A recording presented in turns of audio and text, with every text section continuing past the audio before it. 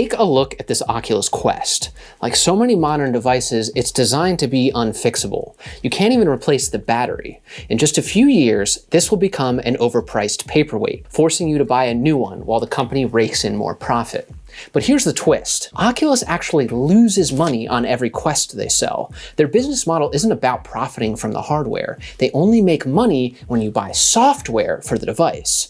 The headset itself is just a vessel for buying apps, so it would make sense for the company to build a longer-lasting, repairable device. It would be better for their profits, better for the customers, and better for the environment. But that didn't happen. Why is that? There are 5 main reasons for why companies can't design products that are easy to repair. The first one is corporate greed, and that's the one everybody knows about. Right-to-repair advocates like Louis Rossmann and others constantly expose corporate greed and how brands make things impossible for us to fix. We have to go out and buy a new device rather than repair what we have.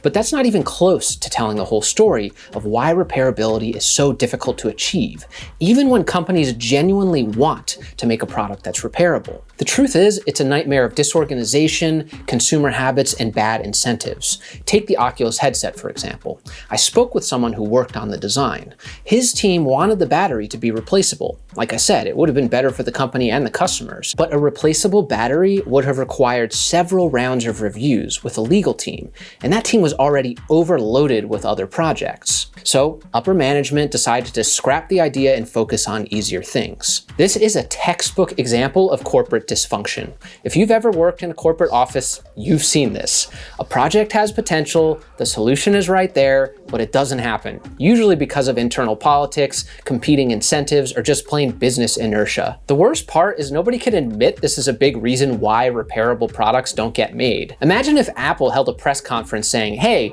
the reason we don't prioritize right to repair is because our company is a disorganized mess. Steve from the supply chain team gets bonuses for how fast he can launch a product, but Curtis in the legal department gets promoted by slowing down the launch to mitigate legal risk. So yeah, they have opposite competing interests and they hate each other's guts. And since we only have so many resources, we have to focus on whatever makes the most money and avoids lawsuits. Right to repair is just too much of a hassle. Maybe next quarter. Sorry guys. Obviously, they can't say that, but it's the reality in many companies. Corporate dysfunction is one of the biggest barriers to right to repair. And if you know what to look for, you can actually see this dysfunction in product launches, oh my fucking god, design decisions, and even their websites. Let's take a look at Lenovo's website. Right now, you can technically buy spare parts for your Lenovo laptop, but the experience is awful. First, just finding the right site is a challenge. Eventually, I found their parts lookup page, but navigating it was a nightmare. Identifying your laptop model takes forever, and even when I picked the right computer, I had to know the exact serial number of the part I wanted to replace. Buying anything or figuring out compatibility was nearly impossible. Now, I don't know what's happening internally at these companies. Maybe they're working on fixing this, but compare that experience to buying a new laptop on their websites. It's seamless, intuitive, and easy to spend hundreds or thousands of dollars with basically no effort. So here's the thing. It's not just that these companies don't care about offering spare parts or good service. The real problem is misaligned incentives as a result of corporate stupidity. Almost every big company operates with key performance indicators, or KPIs. Employees get promotions and bonuses based on how well they meet these KPIs, which are designed to align with what makes the company the most money. For Lenovo and Dell and other companies like that, that means selling new laptops, not spare parts. If spare parts and repair services were profitable for them, these experiences would be just as seamless as buying a new laptop. Big shout out to Nirav Patel, the CEO of Framework Laptops, for pointing this one out to me. He has a company that puts repairability at the center of their business, so we'll be hearing from him later on in the video. I like their product, which I bought with my own money. This video is not sponsored by Framework. They haven't given me anything, but it is sponsored by Storyblocks. This is a service I've actually paid for and used for this channel long before they ever reached out to me for the sponsorship. I use Storyblocks to help me make my videos, and it's been a game changer. With Storyblocks, you pay one flat subscription price and get unlimited access to a massive library of 2.6 million assets. They've got video clips, sound effects, music, video filters, and my personal favorite, pre-made motion graphics graphics templates. If you're an editor, you know how difficult it can be to create motion graphics from scratch. With Storyblocks, it's plug and play, and it saves so much time. So if you're in a creative field and need to produce or edit video, Storyblocks is a fantastic tool to help you create high-quality content quickly. Most importantly, you don't have to worry about copyright claims or licensing headaches.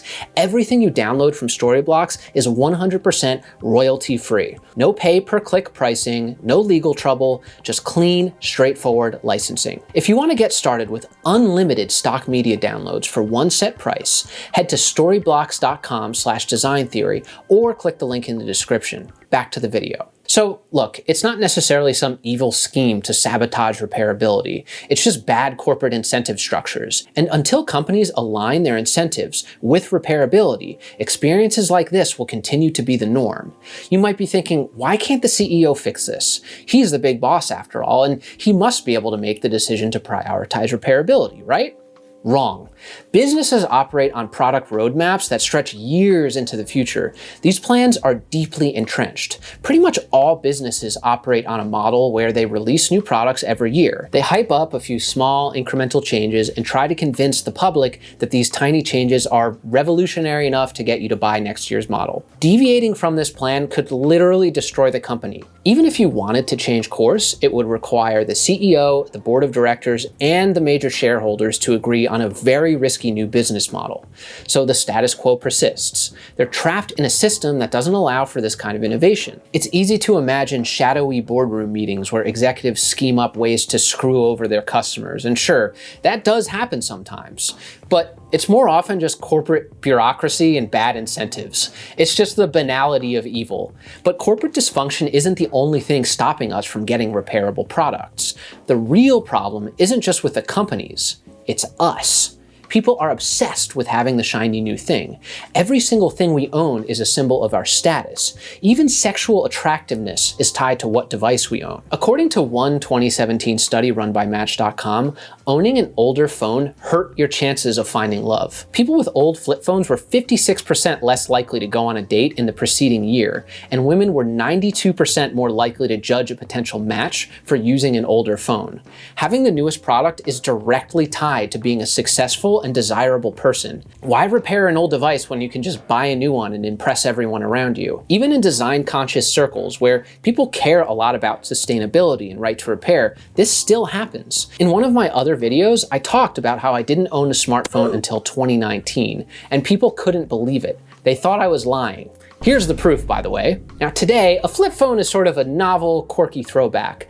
But back when I had one in the mid-2010s, it was extremely, deeply uncool. There's nothing quite like flirting with a girl and watching her excitement shift to disappointment when you flip out this bad boy to get her number. They probably just assumed I was a drug dealer or poor or both. But it was also a good test to see if you were talking to someone real.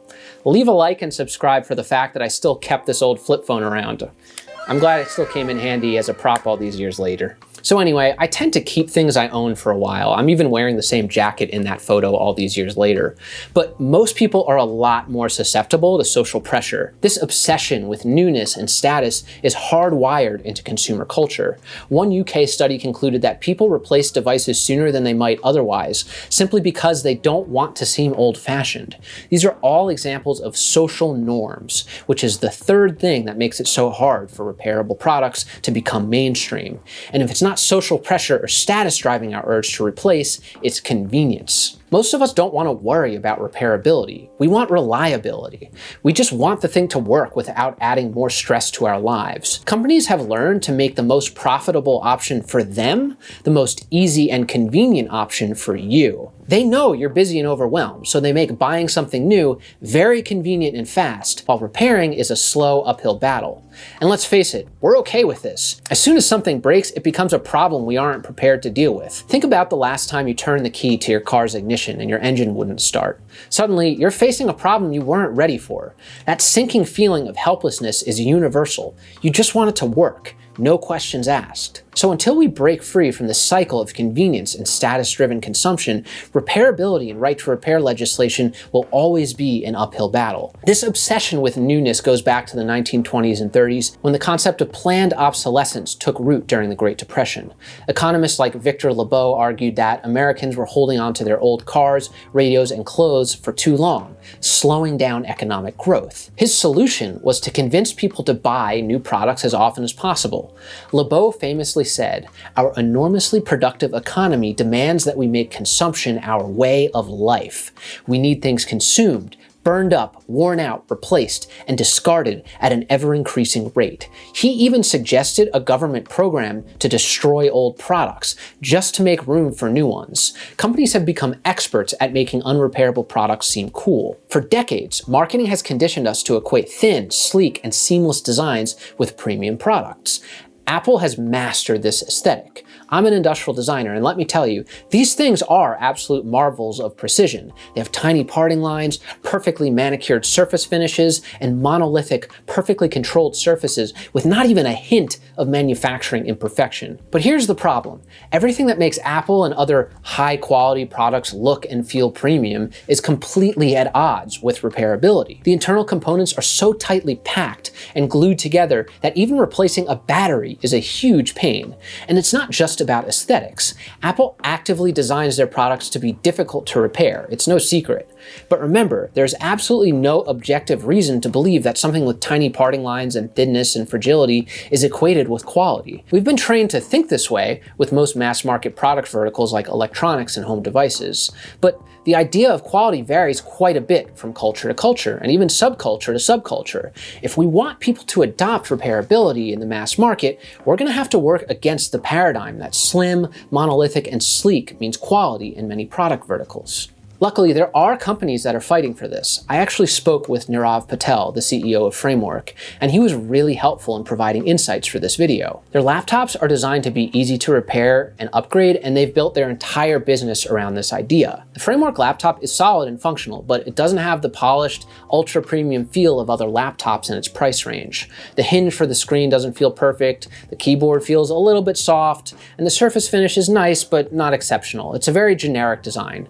This isn't because he has bad designers and engineers. It's because making a device durable, repairable, and modular often means sacrificing some of the things we've been trained to see as quality. Take the screen and the hinge, for instance. In order to make it feel completely solid, it might require glued-in components or extra mechanical rigidity, making it harder to take apart and fix. Framework had to prioritize durability and ease of repair over the sleekness and tactile refinement you might see in other laptops. It's a trade-off, and for customers comparing shiny, trendy designs with something more utilitarian like the Framework, it can be a tough sell. But if both of these laptops break 6 months down the road, the Framework will show its value. Now here's the problem. Most people only repair or upgrade a laptop once every few years. Meanwhile, they use the keyboard, trackpad, and screen every single day. They pick it up and feel the finish every time they use it. The Framework laptop requires customers to think ahead, which isn't always easy. We tend to focus on what's immediately in front of us. So when you're comparing a shiny, polished, and trendy design to something a bit more utilitarian and slightly creaky, it's easy to see why Framework and other repairable device companies are fighting an uphill battle. Repairable products are just perceived as being lower quality. We've been taught to value sleek, fragile, and perfect over durable and repairable. But Framework is proof that repairability can work as a business model. They've shown it's possible to align repairability with customer needs if you're willing to challenge how people think about quality. And their products will continue to improve with time. And that's the uphill battle, changing not only how companies design products, but how we, as customers, think about quality and value. It's not impossible, but it's going to take a cultural shift. Now, of course, not everything is disposable. There's so many products that are designed to be repaired right from the start. 3D printers are a great example. The Creality Ender 3 Pro and many Prusa 3D printers can be endlessly modified. Both brands are almost entirely open source, acting as a stock platform that you can use as a starting point for modifications and upgrades. You can tweak the hardware and software however you like, with a huge range of third-party modifications available, like stiffer springs and more precise gears for leveling the print bed. There are plenty of other examples too. Desktop PCs and electric guitars are also very modifiable. But this is hard for companies to achieve. Managing all these replaceable parts is expensive and complicated. Companies need warehouses, inventory systems, and employees to manage it all, and the ability to ship parts to customers. These costs add up. That's why companies that do offer spare parts charge a premium for them. It's the only way to make the system viable. But there are ways around this. For example, you don't necessarily need to have every part of every single model.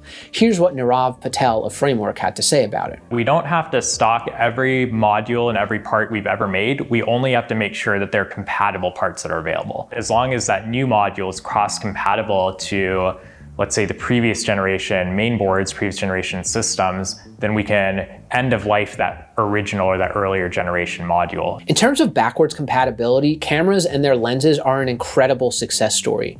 There are Leica lenses from the 1930s that you can fit onto a modern day Leica camera body from today. You can fit Nikon F-mount lenses from the 1960s onto many modern camera bodies. All you need is an adapter. So why have camera companies made their camera bodies compatible with lenses that are almost 100 years old, while other companies abandon backwards compatibility after only a few years? It's because a serious photographer's lens collection is usually worth thousands of dollars, usually far more than a new camera body. If camera companies made new camera bodies that didn't fit older lenses, customers would have no incentive to buy new bodies. And even worse for the company, what's keeping the customers loyal if they can't use their existing lens collection? Just a few years ago, Canon created a new mirrorless mounting system called the RF lens mount. In order to keep old customers happy, Canon rewarded early adopters of the RF cameras by giving them a free adapter so they could fit their old lenses on the new bodies. So why hasn't this ethos made it into more mainstream mass market products? I think it's because they're catering to an audience who's likely to have at least one or both of these qualities.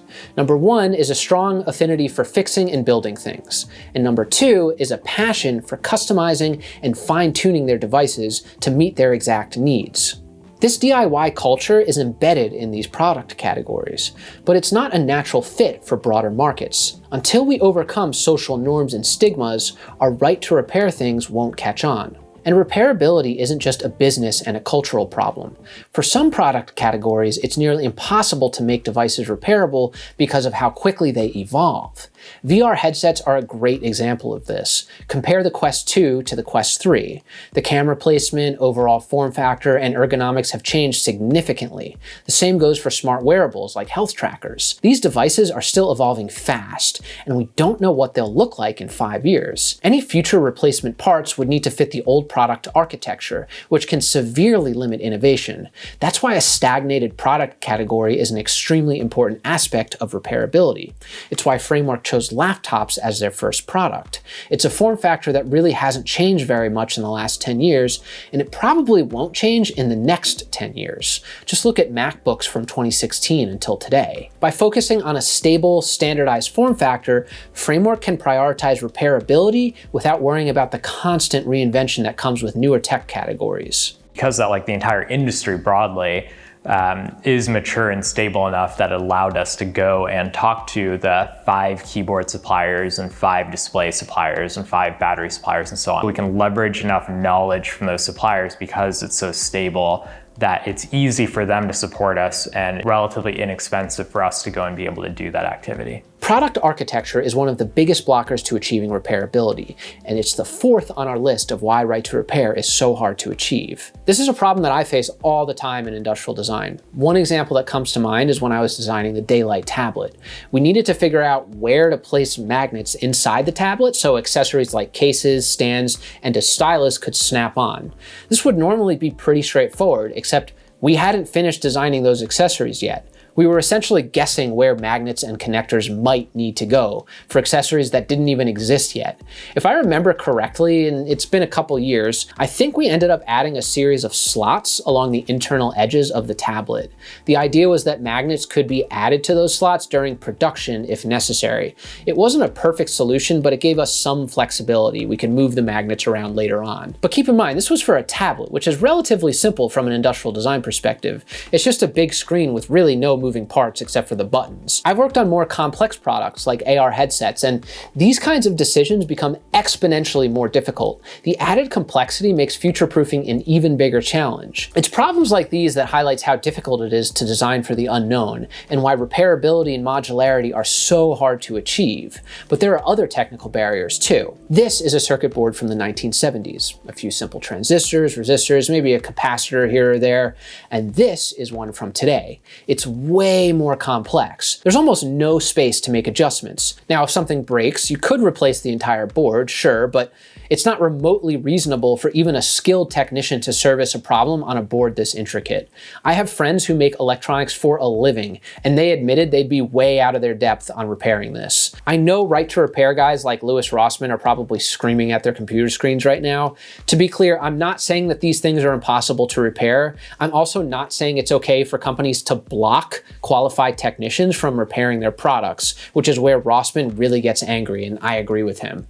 I'm just saying that these products are a lot more complex than they were several years ago, and expecting an untrained customer to be able to do this is not always realistic. Even if you have the skills and knowledge to make a repair on a board like this, you need extremely specialized equipment that costs thousands of dollars, and you still risk damaging the components you're trying to fix. Bottom line, the product architecture of everyday objects has gotten so much more complex over the decades. It's like a tiny micro city. Every single one of these components needs to be designed, and it's not just the circuit board either.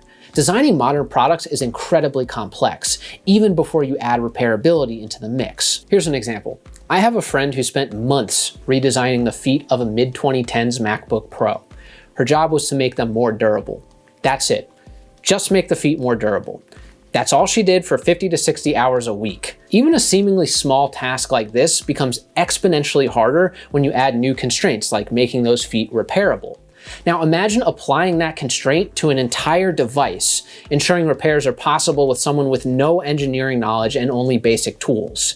Adding even one extra constraint, like repairability, multiplies the complexity of the project exponentially. The design process is a delicate balancing act, and solving all of the problems simultaneously while meeting customer expectations, staying on budget, and hitting deadlines is really difficult. It's no wonder so many companies stick to the status quo. This doesn't mean making repairable devices is impossible. Companies have shown that it's doable, but only by prioritizing repairability and often sacrificing other features customers might value. And to be clear, there are some companies capable of making their products more repairable right now and just as good. Apple, for example, has the resources to offer diagnostic software, training, and parts, and internal documents show they've had this capability since at least 2018. But Apple's an anomaly. Most companies could only dream of having those resources. And even for Apple, having the ability doesn't mean they'll prioritize it. So product architecture and the design process play a role, but it goes even beyond that. In the late 1990s, companies began embedding microchips into everything, from coffee makers to tractors, claiming the software on those chips was their intellectual property. They justified it by talking about security and customer experience. Practically every electrical device you own has a microchip in it. Your coffee maker, TV, and even your refrigerator. These chips are everywhere, and when they fail, you're often forced to replace the entire product. Fixing the microchip can be so technically complex and expensive that replacing the entire product is sometimes cheaper. Now, in some cases, repairing or replacement of just the chip can make sense, but there's another hurdle: proprietary software. Many chips run on locked down, encrypted firmware that only the manufacturer can access. Tesla, for instance, restricts firmware access to control who can repair their cars. Even HP blocks third-party printer cartridges with chipped firmware, claiming it's for security. It's not. Here's why they can get away with this. Section 1201 of the Digital Millennium Copyright Act, or DMCA, makes it illegal to bypass software locks, even for the sake of repair. This act was originally designed to prevent piracy, but Statute 1201 has been weaponized by corporations to control who can fix their devices. As a result, repair becomes inaccessible and consumers lose control over products that they own. Companies exploit every legal loophole that they can to squeeze out as much profit as possible. Laws like Statute 1201 give them the perfect excuse to prioritize control over repairability. While corporate greed drives these decisions, it's only possible because bad legislation allows it to happen. But there is hope. Advocates like Louis Rossman, organizations like iFixit, and even farmers are fighting for our right to repair. After 26 years, Statute 1201 was partially revised to support the right to repair of certain products. And slowly, lawmakers are starting to enact policies that prioritize repairability and put power back into the hands of customers. The fight isn't over, but the tide is turning. Bad laws can screw things up, but good laws can help fix the problem. We just have to be really careful about how we implement them. Here's one example. When we're buying a new product, we focus on features. Thinking about the repairability of a product before you've even bought it feels like planning for a breakup on a first date. But this could change if repairability information were easy to understand and available at the point of purchase. Some governments and organizations are already working to make this happen. France, for example, has introduced a repairability index. This is a step in the right direction, but it has its flaws. The scores are self-reported by manufacturers, and plus the scoring criteria are very, very lenient. For example, a washing machine with a repairability score of 6.1 out of 10 might sound okay until you realize it's the worst in its category. But at least it's a start. France's Hamon law goes even further. It makes repairability a legal requirement. The law classifies repairability as an essential product characteristic, and it bans practices like locking down spare parts, hoarding repair manuals, or using encryption to block third-party repairs. Companies that violate the law face steep fines of up to 5% of their annual revenue, and even jail time. And that is why laws and policies are the fifth reason for why repairability is so hard sometimes. On the flip side, it could end up being our greatest ally in achieving right to repair. At the heart of this issue is information asymmetry. Manufacturers know exactly how repairable or unrepairable their products are, but they don't want to share that information with you. Bridging this gap is essential to empowering us to make better purchasing decisions. One thing is certain. Companies will always chase profits. They're going to squeeze as much value out of us as possible. But that doesn't mean we're powerless. We have the tools to push back through our purchasing choices, by demanding laws that protect us, and by fostering a new appreciation for fixing what we already own. Just like we created a stigma around littering through legislation, public campaigns, and social pressure, we can change how we think about repair and waste. In the last few decades, roadside trash in the US had dropped by 61%. That didn't happen by accident. Campaigns like Woodsy Owl's Give a Hoot, Don't Pollute, Help Woodsy spread the word. Come on, never be a dirty bird. And laws penalizing litter created a shift in attitudes. By 2012, a survey showed that 59% of Americans would feel deeply embarrassed if someone they admired saw them littering. Imagine if throwing away a perfectly good product felt as shameful as littering, or if owning something worn and well-loved, like a scratched phone or a pair of patched jeans, wasn't seen as cheap, but as a badge of honor.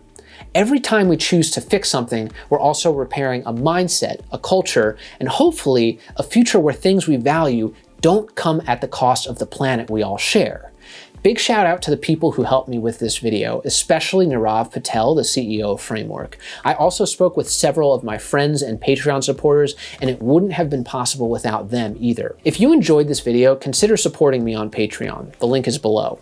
There's a ton of bonus content on there that you should check out. One way to help me for free is to just leave a like and subscribe. These videos are really, really hard to make, and your support really does mean a lot to me. Have a great day.